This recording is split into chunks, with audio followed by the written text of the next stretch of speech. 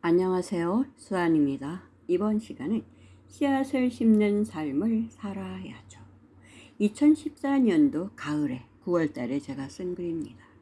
그때 당시 저는 지리산에 있는 모 사찰에 머물렀습니다. 여름 지나고 쉬고 있는데 제가 아는 보살님한테 전화가 왔더라고요. 지리산 모 사찰로 한 달만 가서 공양주 일을 하면 어떻겠느냐. 봉사한다는 마음 가지고 한번 해보자. 해줬으면 좋겠다. 이렇게 당부를 하시는 거예요.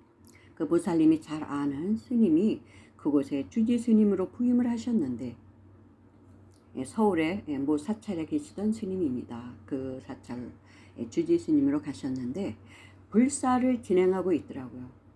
그러니까 단청 불사를 하고 있었습니다. 그러니까 인부들이 그림 그리는 분들이 10분이 넘게 계시는데 밥해줄 공양주가 없다는 거예요. 그래서 난리가 난 것이죠. 스님은 3분이 계셨는데 스님들이 그분들 공양을 오려 해서 바치고 있는 그런 거꾸로 된 상황이라는 것입니다. 그러니 얼마나 딱합니까? 스님들이 수행하시는 것도 힘든데 그 인부들 밥을 해주고 계시니 뭐 이제 봉사자들이 오고는 하는데 봉사자들이 그 시골에는 없고 다 농사 짓고 이런 거 바쁘니까 서울에서 스님 계시던 사찰에 있던 보살님들이 일주일에 며칠씩 와서 봉사를 하고 반찬도 만들어 놓고 이제 김치도 담가 놓고 그리고 이제 스님들이 그 보살님들 안 계실 때는 스님들이 밥하고 국 끓이고 상 차리고 부페로 이렇게 해서 뿌려가고 있더라고요. 그래 너무 딱하지 않으냐. 불사하는 사찰이니까 가서 봉사 겸 여행 겸 해줬으면 좋겠다. 그러니까 간곡히 당부를 하셔가지고 제가 좋습니다. 뭐 한 달은 못하겠느냐. 여행 삼아 가야죠. 지리산으로 간다는 생각을 하니까 가슴이 너무 설레는 거예요. 배낭을 메고 또 달려갔습니다. 제가 역마살이 굉장합니다. 그리고 이 방랑기가 있어요. 그래서 여행 삼아 지리산에서 한번 살아본다. 이 아름다운 가을에 그래서 막 달려갔죠.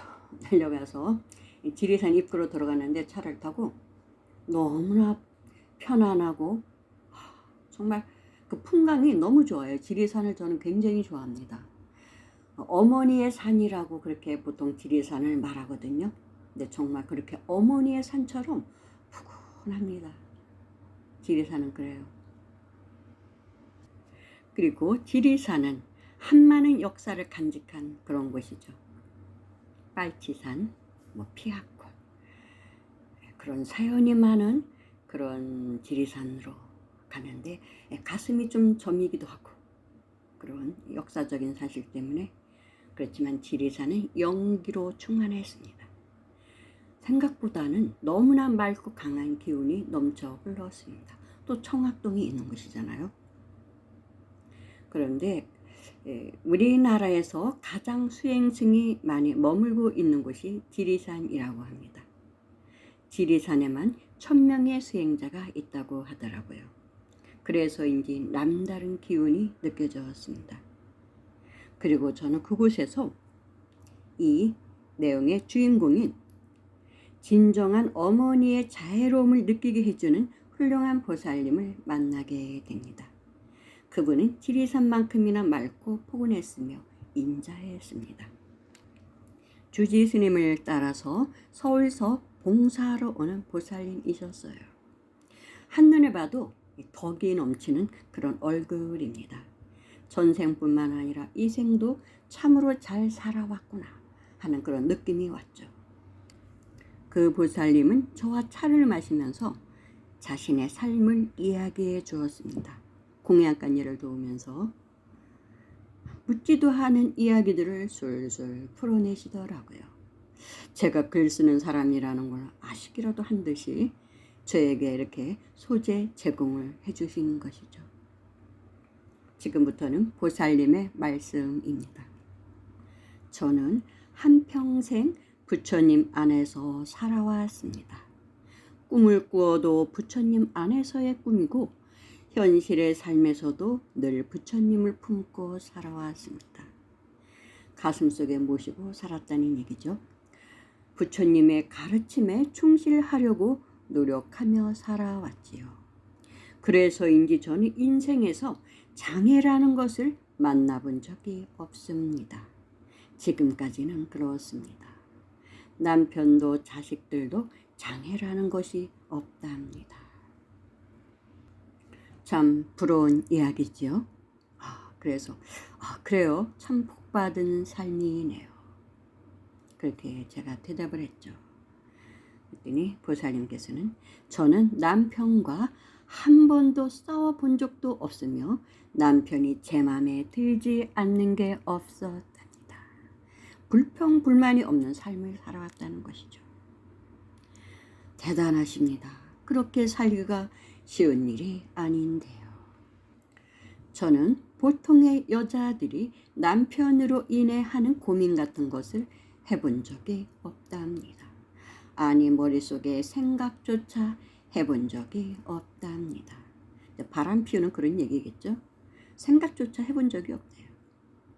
그저 늘 부처님을 생각하면서 제 삶에 충실했고 열심히 수행했고 봉사하며 살았습니다.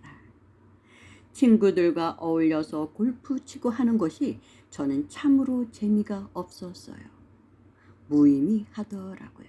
이분은 강남에 사시는 분이고 남편께서는 대기업 임원이라고 하셨습니다. 꽤 유복한 집안이더라고요. 원래 그 시댁, 이게 좀 부유한 그런 시댁이기도 하고 남편도 지위가 있다 보니까 경제적으로도 굉장히 풍요로운 사람이에요. 근데 그런 재력과 시간을 다 부처님께 바친 것이죠. 봉사하는 삶, 보시하고 그렇게 살아오신 분입니다. 우리가 부처님 법을 만났다면 부처님의 가르침대로 살아야 하잖아요. 그리고 부처님의 은혜를 입었다면 마땅히 부처님의 정법이 이 세상에 펼쳐지도록 힘 닿는 데까지 부처님 일을 도와야 한다고 생각합니다. 어딘가에는 씨를 뿌려야 하지요. 그래서 서울에 다니던 사찰에는 저 말고도 봉사할 사람이 수두룩하지만 이곳에는 봉사할 사람이 드물잖아요. 그래서 힘들지만 어려운 저를 도와야겠다는 생각으로 이곳에 와서 봉사를 하고 있습니다. 훌륭하신 스님이 원력을 갖고 기울어가는 사찰을 다시 일으키겠다는 그런 원력을 갖고 노력하시는데 도와야지요. 좋은 조건의 도량을 마다하고 이 힘들고 낙후한 사찰로 자청하여 오신 분입니다. 조건 좋은 사찰은 당신이 할 일이 없어서 싫다고요. 이곳에서 당신의 원력을 펼치고 싶으시답니다. 이런 분을 돕지 않고 어떤 분을 돕겠습니까? 이곳에다 저도 씨를 뿌리려 합니다. 그렇게 살다 가야지요. 참으로 훌륭한 보살님이십니다.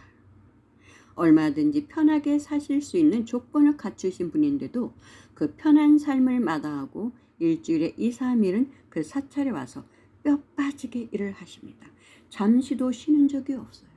법당 청소하랴, 도량 정리하랴, 풀 뽑고 굉장히 힘들어요. 공양간 일도 돕고 하루 종일 그렇게 일을 하십니다. 힘든 내색도 없지. 진정한 회양의 삶을 살고 계시는 보살님이셨습니다. 이런 분들이 있어서 어쩌면 세상이 지켜지고 있는 것인지도 모릅니다. 종갓집 만매운율이라고 하는데 정말 후덕하기가 이를 데 없더라고요. 종갓집이라 시부모님 모시고 살았고 또 제사도 많이 지냈겠죠. 그런 거에 대한 전혀 불평불만이 없는 거예요. 다 받아들이고 기쁜 마음으로 살아왔던 것이죠. 그러니까 삶에 장애가 없다라는 것입니다. 정말 저는 그분의 삶이 존경스러웠어요. 부럽기도 하고. 왠지 그 앞에서 저는 굉장히 자꾸 작아지는 그런 서글픔이 밀려왔습니다. 그분의 다음 생이 어떨까요? 말하지 않아도 우리는 유추할 수 있을 것입니다. 보살님과 대화를 나누고 있는데 어디선가 국화꽃 향기가 곳곳을 자극했습니다. 국화꽃 같은 보살님, 그분의 향기는 국화꽃이었습니다. 그리고 그 사찰은 국화꽃 나무가 많았으며 또 가을에는 국화꽃 축제를 한다고 하십니다. 10월의 어느 날 시간이 된다면 국화꽃 축제할 때 다시 그 사찰을 찾고 싶다. 이렇게 그런 마무리되는데, 제가 그곳에서 진짜 머물렀던 시간은 17일간이었어요. 공양주 보살님이 다행히 오셨습니다. 너무나 좋은 분이 오셨어요. 거기에 딱 맞는. 스님도 굉장히 좋아하시고, 그래서 저는 한 달이 아닌 17일만 일하고 이제 하산을 했죠. 상경을 했는데 스님께서도 굉장히 잘해주셨어요. 저보고 고맙다고. 어려울 때 와서, 공양주도 없는 그럴 때 와가지고, 또 추석 그 무렵이라 사람을 구하기가 쉽지도 않았고, 그래서 이제 저희 식구들하고 같이, 스님하고 같이 섬진강가 드라이브도 하고, 스님이 일부러 이왕 왔는데 그래서 지리산 구경을 하고 가셔야 되지 않습니까 하면서 구경시켜 주시고, 화계장터에도 갔다 오고, 그리고 이제 그 보살님이 오신 후에도 지리산 여행 좀 하고 가시라고 하더라고요. 그래서 며칠 더 머물렀었어요. 그 보살님, 공양주 보살님도 좋고, 그래서 2, 3일 더 머물면서 그쪽 근처 좀 여행 좀 했죠. 화엄사도 갔다 오고, 뭐 구례 사성암 여기도 갔다 오고, 이제 구례 시장 나들이도 가고, 시울장 구경하는 거 재밌잖아요. 그렇게 하고 올라왔습니다.